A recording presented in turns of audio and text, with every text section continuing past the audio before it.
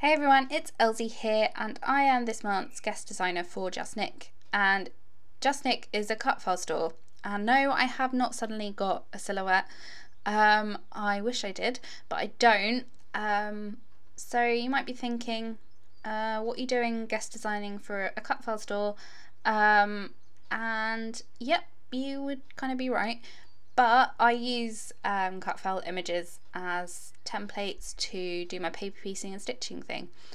So most cut files, but Just Nick's come with, like, the actual silhouette file. I don't know what thing that is, but then they also come with a PNG and JPEG files, so you can just print it out to whatever size you want and use some tracing paper and a pencil to just go over the images, flip them over, go over the lines again and the shapes that you want. I'm just at the moment just sort of cutting out the hot air balloon shape, and yeah, that's how I use them. And it's good because I don't run into any like kind of copyright issues with what images I want to use, which is why I draw a lot of my stuff or use cut files. So yeah, I was really happy when Nicole asked me if I wanted to guest design, because yeah, I love Just Nick cut files. There's so many there.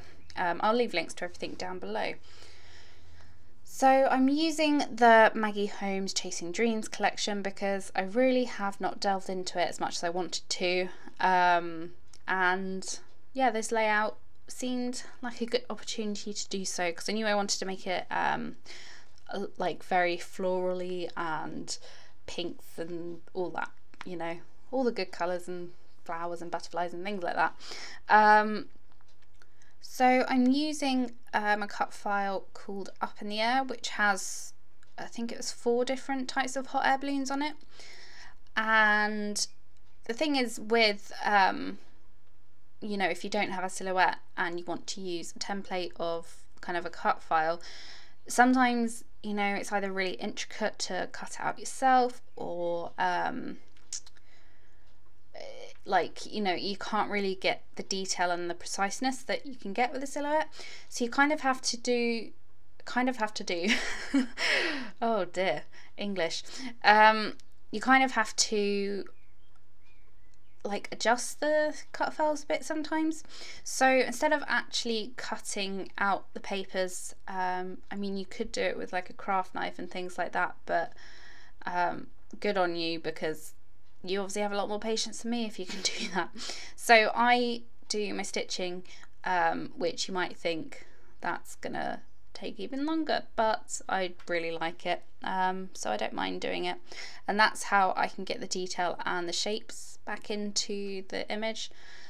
So yeah, that's what I'm doing now. I'm just sticking everything down. I've lightly penciled the design, or trace the design, over the hot air balloons, and now I need to poke the holes and stitch everything. And that bubbled up there, that was really annoying. I think I used too much glue, but in the end you don't even see it, so that's fine. I ended up making 6 balloons and only used 3, but it's fine. The 3 that I didn't use, I'll use for another project. It won't go to waste. So I originally went with the sort of rug pattern paper, the green and the yellow, and then I thought, oh no, maybe it's too much colour for what I have planned for the rest of the layout, but I ended up just loving the way they look so much, I decided to go for them. And I'll save the little pink balloons for another project. I might put it in my traveler's notebook or something like that. So yeah, ready-made embellishments. And I'm putting a little bit of bunting onto this, the biggest hot air balloon, with just some plain white cardstock. And I did this because I really like the way, it looks very vintagey, this balloon with that pattern paper. I love the way that pattern paper looks. I think it's one of my favourite papers in the Chasing Dreams collection. It's just so unique. I love it. So I'm really sorry, my camera corrupted my footage in the next bit, so you didn't see me making these, but I did my usual thing and traced the pattern onto my paper, and then went over it with some stitching and cut out these shapes with some pattern paper, and stitched over them of course, and it worked out really well. I really like the way they look, and it was really simple shapes to do, and that was a cut file as well from Just Nick. I think it was called Delicate Florals, I think. I'll have a link to all the cut files and everything down below. And yeah, I cut out this Felicity Jane piece of cardstock. It was just like the perfect kind of mint colour that matched the flower and the hot air balloon, and I thought that would work quite well as like my ground. I needed something to make it all less floaty I guess. And yeah, I'm just sticking foam down on those just to give them a bit of shadow. And I originally thought my photo worked quite well nestled behind the biggest hot air balloon, and then I ended up changing my mind and I'd already stuck it down. But anyway, the photo I'm scrapping today is of me when I was little, and I'm pretty sure I was in Bristol when this photo was taken, and the reason why I thought this photo would work really well in particular with this layout is because Bristol is a city in England and they have a hot air balloon festival every year. So this wasn't actually taken during the hot air balloon festival. I've never actually been to it, but that was the connection I made in my head, so I was like, yeah, I'll use that photo. And yeah, it's black and white. Most of my photos I scrap are black and white. It's just easier.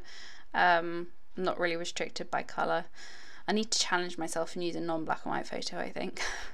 Anyway, yeah, so these little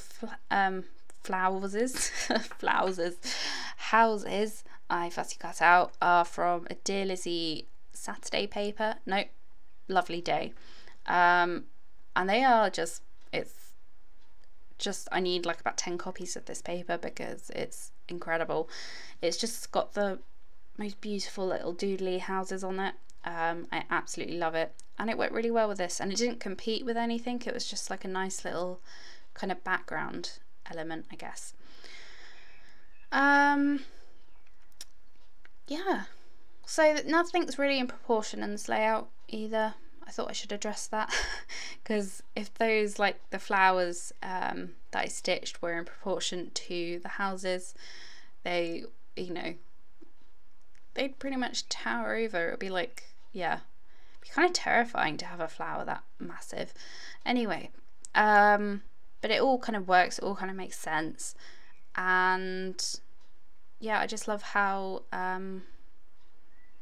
cutesy and whimsical this whole layout looks in the end. And you can see there, I fussed around with ages. I was like, okay, I need to change the position of the photo, I need to make it straight, and then I was like, nope, I need to put it in the bottom right corner. And yeah, that worked a lot better. And I covered up the bits where the paper ripped with a cloud, because clouds can cover everything. Oh, and the clouds I punched out with my Fiskars Cloud Punch, and I really want the smaller version of it, but I can't find it anywhere, so that's you know, first world problems. Oh dear. I also couldn't figure out what my title was going to be.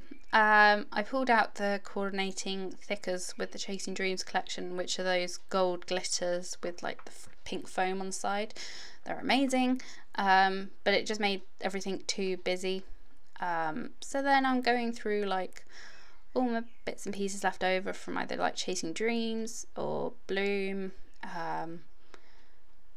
Yeah, mostly crepe paper stuff. And then I really like the way these chipboard phrases looked. They were from the 6x12 set, sticker set from Chasing Dreams. I like the tone on tone thing, but again, it just made it too busy, and yeah, I wasn't entirely convinced by it, so I ended up going with Delightin something about delight or chasing dreams. Dreams are for chasing. I went with that one. That's on the paper now. And yeah, I mean it works, I think. Maybe, I don't know. It's cute anyway, and yeah, I just embrace the random titles. I'm not very good at titles, so yeah, I let Maggie Holmes do all that work for me. Oh, so what I'm doing here is that gap was looking a bit empty, but I didn't want to fill it with anything like too massive, because then it would just kind of, I don't know, it just needed a bit of breathing space, but it just needed something to fill it to make it not look so blank. And I absolutely love the way that little girl looks when she's chasing a butterfly. I just think that looks really cute, and yeah, so I just fussy cut that out from one of the 6x6 papers, the cut apart sheet in that. And yeah, oh, I cut out the bunny as well, because why not?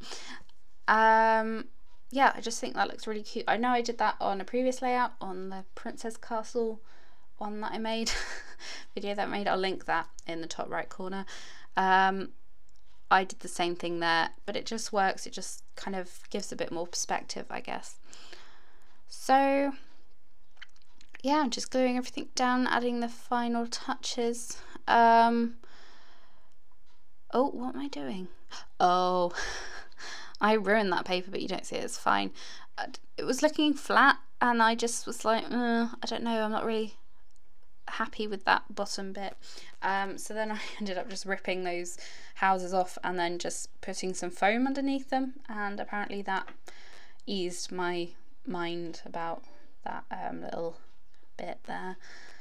Anyway, yeah, and it's not going to affect the kind of bulkiness of the layout really, that little bit of foam, because I think I've either got 1 or 2 layers of foam on this layout, and that's me done.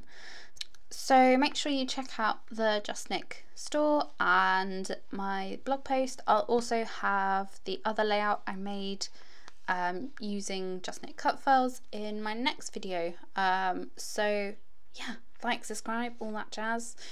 There are more videos on the screen by me now, and yeah, thanks for watching, and I'll see you next time. Bye.